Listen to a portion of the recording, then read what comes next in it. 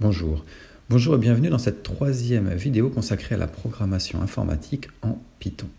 Aujourd'hui, nous allons nous intéresser aux entrées-sorties, input-output en anglais, en fait, aux interactions avec l'utilisateur.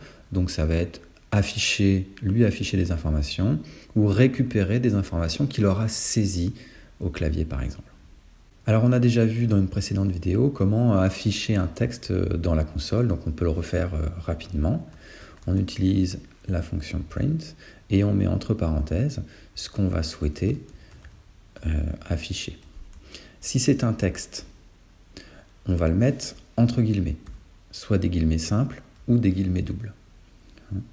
Et une fois qu'on valide, on retrouve dans la console le texte saisi.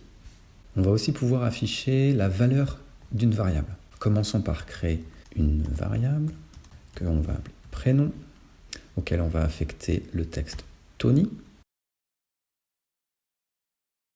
Donc si j'appelle à nouveau cette variable, on me renvoie bien le nom Tony. Et donc je vais cette fois-ci utiliser la fonction print pour afficher la valeur de ma variable prénom. Et on va pouvoir aussi combiner l'affichage de texte et de valeurs de variables, comme ceci.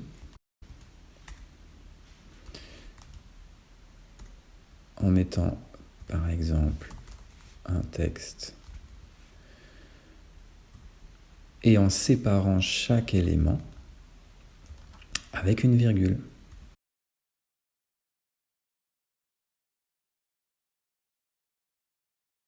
Et quand je valide ceci, on obtient une phrase qui s'est adaptée à la valeur actuelle de la variable prénom. À présent, voyons comment récupérer les informations saisies au clavier par un utilisateur. Pour cela, on va utiliser la fonction input et également, on va utiliser une variable qui va, elle, stocker, mémoriser les informations qui auront été saisies. Prenons un exemple avec la variable prénom. Et on va demander à l'utilisateur de saisir son prénom. Donc on formule une question qu'on met, c'est du texte entre guillemets, on insère ceci entre les parenthèses de la fonction input et tout cela, on va l'affecter, ce que va renvoyer la fonction input, on va l'affecter avec le signe égal à la variable prénom qui va donc se mettre à jour.